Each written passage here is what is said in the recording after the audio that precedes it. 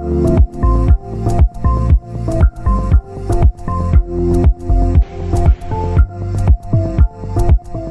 guys, and welcome back to my channel. This is episode 10 of the Diverse Places revision series over here on my channel. Today we're going to be looking at change, tension and conflict and how that can come up in diverse places. So I hope you enjoy. Please do share this with a friend, a colleague, a student, your children, I don't know, whoever you think might find this useful. Please do share this with them. It's what it's here for. I needed it during my A-levels and so I'm making it for you guys. Please do subscribe down below if you like this and want to keep up to date with it. I upload one of these every Monday at 4:30 p.m. and yeah, let's just get going. Out with the old, in with the new. High School Musical, love it. Every day, huge container ships arrive at Britain's newest container port, London Gateway in Essex. This port is 30 kilometres east of central London and it can cope with the world's largest container ships. In the 1970s, the development of container ships signed the death warrant for the original port of London to the east of Tower Bridge. The Thames simply wasn't deep enough that close to central London to accommodate them. From being Europe's largest port in 1900, London's dock facilities had to shift further and further downstream, and the last of the original East End docks closed in 1981. The closure of London's original docks were devastating for dock workers. Between 1978 and 1983, 12,000 jobs were lost. In the 1981 census, over 80% of adult men were unemployed in some parts of East London. The Thames riverside east of Tower Bridge consisted of abandoned docks and derelict wharves. Not a good image for a major city. Many nearby industries in East London's Lee Valley also closed because they needed the port facilities to import raw materials and export finished products. The population of the East End fell by 100,000 between 1971 and 1981 as people left to find work. London's changing East End. The closure of the docks left a legacy that was hard to tackle. Economically, East London was left in a spiral of decline. Socially, race relations and alleged heavy-handedness by police had already raised tensions in some parts of London, and increased unemployment tested the situation even further. Environmentally, 21 kilometres of riverside property was left derelict or run down. Faced with these problems, the Conservative government of the time reacted by attempting to rebrand inner cities. Planners began envisioning the different images for inner cities, a process known as reimagining. In other words, how the image of a place could be altered, such as how it's portrayed in the media. Regenerating London Docklands. The job of regenerating 21 kilometres squared of potential building land close to central London went to the LDDC, the London Docklands Development Corporation, a central government agency. Formed in 1981, it was highly controversial. The LDDC's focus was to encourage economic growth, so it brought together key players, e.g. the private property developers keen to purchase public land. The former Port of London was owned by the government, architects and private investors. This process was known as market-led regeneration, leaving the private sector, i.e. the free market, to decide on the future of the Docklands, rather than local councils or communities. The LDDC's plans focused on economic growth, profitable new housing and prestige infrastructure, like the new London City Airport to service Canary Wharf. Local borough councils had no say in regeneration of the area, and there were tensions between the developments they wanted, affordable housing, work for local people, versus those that were approved by the LDDC. The Docklands regeneration was a top-down project. Ignore community groups who wanted social housing as a part of a different vision for East London, and certainly did not want an airport. Economic growth.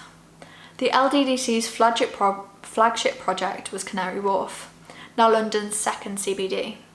A huge transformation took place, with high-rise offices attracting TNCs, especially banks such as Barclays and HSBC, and stimulating quaternary employment to replace the docks and former secondary industries. The aim was to create high-earning jobs. High earners, it was argued, would generate other jobs as wealth trickled down to poorer communities. Companies based in Canary Wharf now operate as part of the knowledge economy. In 2015, Canary Wharf's annual output was £6 billion. greater than that of the entire Principality of Monaco. 100,000 commuters travel there every day, and the average salary in 2015, including those on low pay, such as shop workers who bring down the average, was £100,000 plus generous annual bonuses. But even in the 21st century, the decision to create Canary Wharf is controversial. Although employment has grown, most of those who work in Canary Wharf commute from other areas. The East End is no longer one of the UK's most deprived areas, but poverty is still present. In 2012, 27% of Newham's working population earned less than £7 an hour, the highest percentage of any London borough. The gentrification process. The challenges to London Docklands have created both challenges and opportunities for different people. The regeneration process has transformed the population of the area. Regeneration has increased the area's housing supply, but of luxury housing in riverside locations rather than social housing. This has led to gentrification, what has been called the march of the middle classes through East London, into East London. New riverside properties in converted warehouses suddenly became very desirable and very expensive. As a result, a divide between new and old East Enders as the spaces occupied for each. For example, the new young professionals eat and drink in renovated foodie pubs and restaurants, while the traditional East End pub often struggles to survive. Changes to social housing. Before regeneration, most East London housing was rented from local councils at low cost, which reflected the low average incomes in the area. Then two major changes occurred. The Conservative government introduced the Right to Buy scheme, which gave those living in council houses the right to buy it at a reduced price. Between 1980 and 2015, over 127,000 council properties were sold nationally, which reduced the available supply of social housing. Then, as London's housing prices soared, lower income groups were increasingly excluded from living in East London, and the list of applicants for the reduced pool of social housing lengthened. Most of those traditional East End residents who bought the council houses in the 1980s have now sold up and left the area, many retiring to the Essex coast, such as Southend-on-Sea. Their old properties have now been taken over by a younger generation. In 2012, the average age of the Docklands population of Newham and Tower Hamlets was 31. The UK average is 40. As a result, traditional East End communities have been broken up, and there has been a major change in how the East End feels. Migrant experiences in East London. East London has always been ethnically diverse, but increased immigration since 2000 has made Newham and Tower Hamlets London's most ethnically diverse boroughs. Most people in London perceive that migration brings benefits, both economic and cultural. However, immigration is not problem-free. While most immigrants settle in quickly, some experience social exclusion, mostly caused by family isolation, but also due to hostility from those claiming that migrants threaten British culture. In 2015, the BBC reported that hate crimes against Muslims in London had risen by 70% since 2014. Tell MAMA. An organisation monitoring Islamic attacks claims that 60% of victims were women, and that those wearing a face veil were more likely to experience aggression. Many incidences involve far right-wing groups, some of whom run anti-mosque campaigns. Yet, in spite of these threats and tensions, some East London mosques have won awards for community integration and their work against extremism.